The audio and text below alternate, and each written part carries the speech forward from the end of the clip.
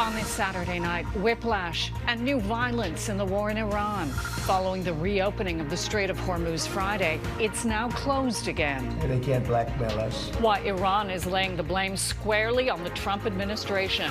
How China is benefiting from world disorder and the lifting of sanctions on Russian oil. Plus, forging a future for female physicians. There still is a considerable gap for women going into surgical specialties. The program to inspire the doctors and surgeons of tomorrow. And after 4 long years, the Raptors are back in the NBA playoffs with fans backing them all the way. Global National. Reporting tonight, Colleen Christie. Good evening. Thanks for joining us. There are just 4 days remaining before the end of the 2-week ceasefire in the U.S. Israeli war with Iran. And despite President Trump appearing convinced a deal with Iran could be finalized shortly, all of that changed today. The regime reversed course just 24 hours after reopening one of the world's most critical oil choke points, reimposing restrictions in the Strait of Hormuz, it says, because of Trump's ongoing naval blockade of ships entering or departing its ports. The Revolutionary Guard's gunboats have already fired on 2 tankers trying to transit through the strait while forcing others to reverse course. Trump is standing firm, saying his U.S. blockade will remain in place until a deal is done. But according to Iran, there is no date set for a new round of negotiations to end the war. Candice Cole begins our coverage tonight. The Strait of Hormuz is fully open and ready for business.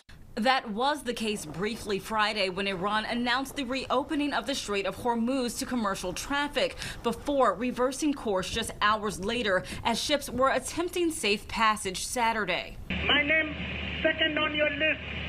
You gave me clearance to go. You are fighting now. Let me turn back.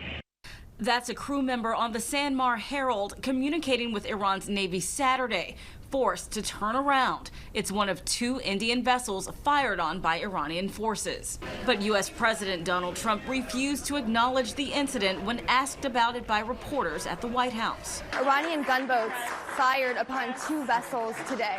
President Macron said that. Iran reimposed strict control of the strait, a critical choke point that facilitates the transport of 20% of the world's oil supply, over the United States' continued blockade of Iranian ports. Here, an IRGC spokesperson threatening to suspend oil production for an entire year if, quote, matters return to war. The move came after Trump signaled he may not extend the ceasefire with Iran, set to expire next week, while re-upping threats of military action. But maybe I won't extend it. So you have a blockade, and unfortunately we'll have to start dropping bombs again. Thank you very much, everybody. Thank you. I think it's going to happen. But experts say even if the Strait of Hormuz were to reopen and stay open, it would take time before things return to normal. Even if you had a magic wand and magically opened the Strait of Hormuz today, the impact would take months, if not years, to go back to pre-conflict levels.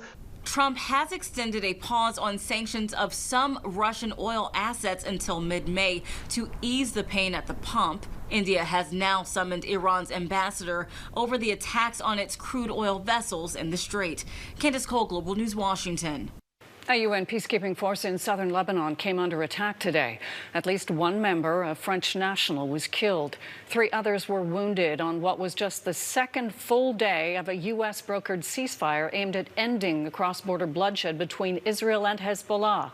Droves of civilians are trying to get out of harm's way across Lebanon's south as attacks between Israel and the militant group seemingly intensify. French President Emmanuel Macron and the United Nations interim force in Lebanon say the attack on peacekeepers who were clearing a road was likely carried out by Iran-backed Hezbollah, a claim the militant group denies. The war in Iran is playing into China's long-term vision of a new world order, with the country securing a stable supply of discounted energy after the U.S. extended the waiver on Russian oil sanctions. But as Jeff Semple reports, there's more than just oil at stake in the Strait of Hormuz, and that's bad news for Beijing. The dueling blockades in the Strait of Hormuz sparked a global economic crisis, particularly in Asia. But for one country, it's been relatively smooth sailing. Somehow, miraculously, we're looking at China not being affected by these blockade, or not as much as people would think. China receives 1/3 of its crude oil from the Persian Gulf and 10% from Iran specifically. Its biggest supplier is Russia. Analysts say China has enough oil reserves to last up to 6 months. China is fairly self-sufficient in terms of energy. About 50% of its energy comes from coal. The second category is actually clean energy. But China's economic resilience has its limits as higher energy costs cut into demand for Chinese goods. When the world suffers, China suffers because it's the world's largest exporter. That might partly explain why China has pushed for peace. Beijing reportedly helped persuade Tehran to accept the ceasefire. The international order is in disarray. We must oppose any return to the law of the jungle and protect global peace, said the Chinese president. Xi Jinping made those comments during a meeting with Spain's prime minister, part of a long list of foreign leaders to visit Beijing in recent days and weeks. We haven't seen this many world leaders go to China in 1 year, and that's just in the first few months of this year, since the G20 summit in 2016. Asia expert Michael Kovrig, a former Chinese political prisoner, says Beijing is benefiting from Trump's chaotic foreign policy. What all of these leaders are doing is playing into China's strategic narrative that China is rising, it's the responsible, stable power, and everyone is now paying deference to it and more willing to accommodate what China wants. And that is a very dangerous strategic trend. Dangerous, he says, because what China wants is to reshape the global order, with Beijing at the head of the table. Jeff Semple, Global News, Toronto. In Ukraine's capital, a gunman who killed at least 6 people on the streets of Kyiv before taking hostages and barricading himself in a supermarket was shot dead by police after a tense standoff. According to officials, tactical police units stormed the store after attempts to contact the gunman by a negotiator failed. The head of Ukraine's Interior Ministry says the suspect was killed while resisting arrest. President Volodymyr Zelensky says the shooter was born in Russia, lived in Ukraine's eastern city of Donetsk, and had set fire to his own apartment prior to the attack. As Pope Leo faces attacks by the Trump administration for denouncing global conflict, including the war in Iran, the pontiff told reporters he's not interested in feuding with the U.S. president. Much of what has been written since then has been more commentary on commentary, trying to interpret what has been said. It was looked at as if I was trying to debate again the president, which is not in my interest at all. The Pope was referring to a recent speech he made in Cameroon, which some believed was aimed at Trump, where he described the world being ravaged by a handful of tyrants. The pontiff offered a similar message in Angola today during his ongoing trip around Africa, warning of despots and tyrants who don't deliver on their promises of wealth. A major development in the case of Kenneth Law, the Ontario man accused of aiding suicides by selling people lethal substances. The 60-year-old's lawyer now says his client will plead guilty to 14 counts of assisting suicide in a plea deal with Crown prosecutors. In return, prosecutors will withdraw 14 counts of first-degree murder. Both parties are now working on an agreed statement of facts, with a formal plea expected to be scheduled for next month. Law was set to stand trial for murder for allegedly selling toxic chemicals to 14 people across Ontario, helping them take their own lives. Pleading guilty to abetting suicide means he could face up to 14 years in prison. First-degree murder carries a life sentence. This weekend marks 6 years since the worst mass shooting in Canadian history. On the night of April 18, 2020, a gunman impersonating an RCMP officer in Portapique, Nova Scotia, took the lives of 22 people. Flags have been lowered to half-mast across the province in recognition of the tragedy. Canada is facing a crisis in long-term care staffing. In Nova Scotia, more than 2,000 workers have been on the picket line since Monday instead of at work in a wage dispute with the provincial government. While an essential care agreement is supposed to ensure the basic needs of residents, family members and residents say that doesn't always happen. As Heidi Petracek explains, they're pleading with the province to give workers a better deal. I'm going to put you back a little bit further then. Tabitha Khoury visits her dad in long-term care every day. Since workers at her father's facility went on strike Monday, she's noticed gaps in his care. My dad didn't even, in fact, have breakfast. And when I had asked why, they said that they just didn't get around to it. On this day, she sees her dad's laundry isn't done, his bedding unchanged, his teeth haven't been brushed. But she doesn't blame the staff. They don't receive living wages. I have a son that's 16 years old and could go to work for $17 an hour right now, and some of them are making $18. More than 2,000 unionized long-term care workers from 25 facilities throughout Nova Scotia are off the job. Their union says the province's offer of pay increases starting at 12% just isn't enough. That offer would increase wages for workers at the lowest end of the pay scale from $18.77 an hour to just over $21. They've offered the exact same package 5 times during negotiations. They haven't budged on anything. The province insists the offer is in line with others in the sector. 29 of our nursing homes across the province that are not CUPE have already accepted the same offer. During the strike, a service agreement is supposed to ensure residents' essential needs are still met, but showers can't happen when there's only one person on the floor. Thursday was supposed to be Kathy Spike's weekly shower day. It didn't happen. Recreational and fitness activities are all canceled. I think they deserve what they're asking. They spend more time with us than they do in their own home. The minister insists facilities tell her the care is being done. Khoury disagrees. How does that feel? I think it would be nice if Barbara Adams spent a day in the life of me. An invitation she extends to the minister to find out firsthand. Heidi Petracek, Global News, Halifax. Donald Trump signs off on psychedelics. Coming up, why the U.S. president wants to speed up the reviews of some drugs currently listed as high risk and illegal.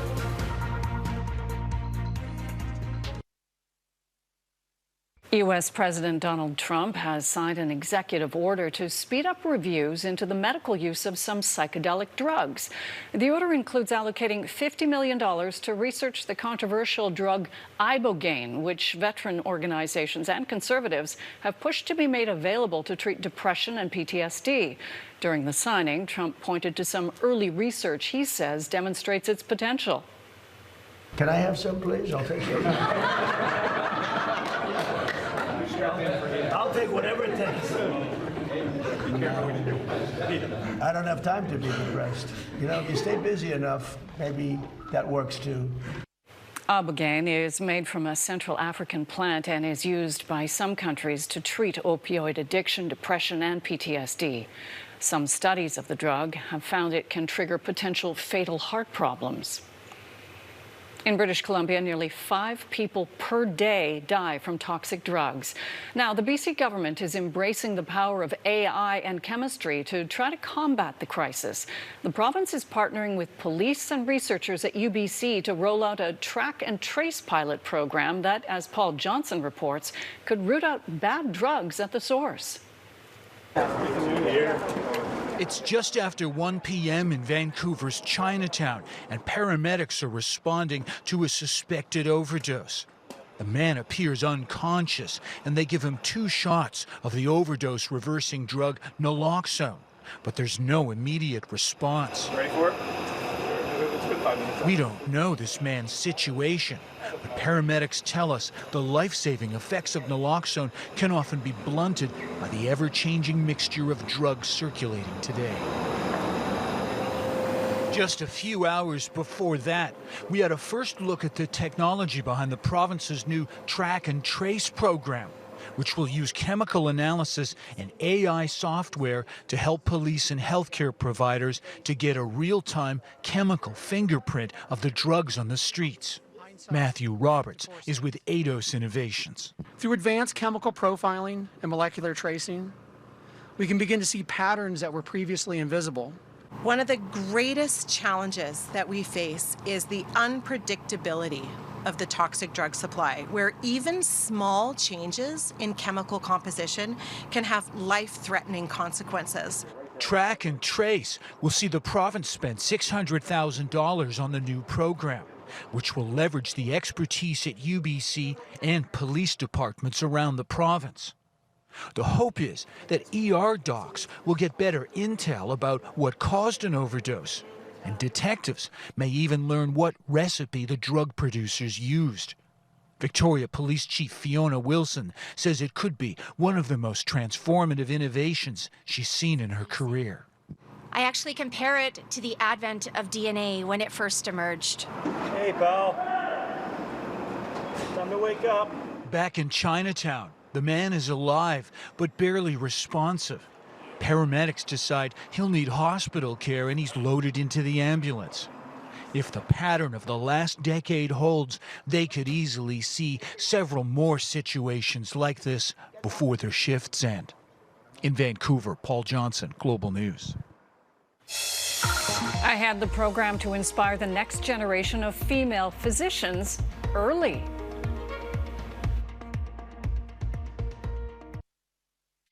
In Canada, the gap between men and women working in medicine is closing, but doctors say more needs to be done to encourage more young women to pursue specialties like surgery. Catherine Ward takes a look at a high school program in Toronto that's hoping to inspire the next generation to don scrubs. Gowns, masks, and gloves in hand, these high school students are getting an up-close look at the medical profession. I don't think any of us really get to be in a hospital unless we're a patient or visiting someone. So kind of being on this side of the experience and this side of the job, it's really interesting. This immersive experience at St. Michael's Hospital in downtown Toronto is girls only by design. The gender gap for people getting into medicine is closing. But there still is a considerable gap for women going into surgical specialties, procedural specialties, leadership roles. What we have to do is we have to make sure, as choices are being made as to who goes into what specialty, who's encouraged to go into what specialty, that there's much more inclusion and support, so we have much more equality and equity as we move this forward. It's still a man's world in so many ways. Now we're going to check for a pulse. How long are you checking for? Between CPR compressions and using real hospital equipment, big dreams are coming into sharper focus. Every time I've been in a hospital, I've just known, this is what I want to do. I'd like to be an ENT surgeon. I've always wanted to be an anesthesiologist. But even in high school, there is a calculation being done on how to pursue and achieve personal and professional goals together. There's so many stigmas around it, like, oh, if you become a doctor, you're not going to have enough time to be a mother. And you're not going to have enough time to have kids. A stigma educators and doctors want to see changed. To be able to see something in action will maybe evoke an interest or inspire them in a way that they wouldn't have if they didn't have the experience hands-on. I think we're going to find a world where we break down those barriers and where we really do get to a place where there is equity and inclusion, and everyone feels that they can belong. Catherine Ward, Global News, Toronto. Up next, Hoop Dreams. The Raptors' first playoff game in 4 years has fans hoping for victory.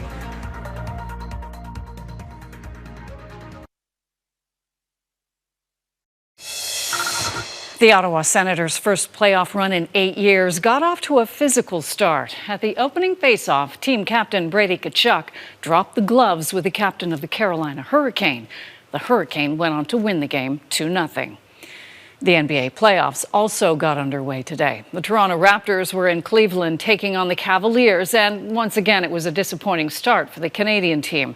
The Cavaliers won the game. Lexi Benedict was at a watch party in Toronto where fans aren't letting the loss dampen their hopes. Let's go Raptors! Let's go Raptors! Right now, let's just go Raptors, go, and just keep pushing through it, even though it's hard. It's not the postseason start fans were hoping for. We had a great start, but I think just from not a good defense, I don't think we had to make our free throws. But hey, we said Raptors in 6, so you got to lose some, you got to make some. The Toronto Raptors making their first postseason appearance in 4 years, but losing 126-113 to the Cleveland Cavaliers in Game 1. We're certainly not feeling good. I mean, it was a rough loss. It wasn't just like a close game, but it was pretty rough. It's raining, but you know what? When rain passes, there comes sunshine. So that's how I'm thinking about this game. While the team kept things close in the first half, their inexperience showed in the second, with Cleveland pulling 21 points ahead heading into the fourth quarter. RJ Barrett and Scotty Barnes led the way for Toronto, with Barrett's 24 points the most ever scored by a Canadian in their Raptors playoff debut. Fans gathered in Jurassic Park, and even the wet weather couldn't dampen their spirits. Rain or shine, you have to be supportive of the team. They know that the fans here, they're going to bring that energy back, and I'm looking forward to watching the rest of the series. With many feeling reminiscent of the last time they were here in 2019 when the Raptors won the NBA championship. Last time we were here was 2019, and then we had the play-in game with the Bulls. So just being back in the non-play-in tournament just feels so nice. It's going to take a lot more than a Game 1 loss for fans to lose hope on this team as they battle it out in this best-of-7 series. Always fired up. Let's go Raptors! I'm really excited. I love our young guys, and we're really developing well, so I have a lot of high hopes for our team. We knew it's going to be a tough game, but we're going to come back stronger and Raps in 6. While this certainly wasn't the start fans were hoping for, there's still a lot of energy and optimism that the Raptors will win this series, and fans are just looking forward to Game 2, which takes place on Monday. Lexi Benedict, Global News. Go Raptors, go Sens. That's Global National for this Saturday night. I'm Colleen Christie. Tonight's Your Canada is Bonavista, Newfoundland and Labrador. We love seeing Your Canada. Please keep emailing your photos to globalnational@globalnews.ca. Thanks for watching. Hope you'll join us again tomorrow. Have a good night.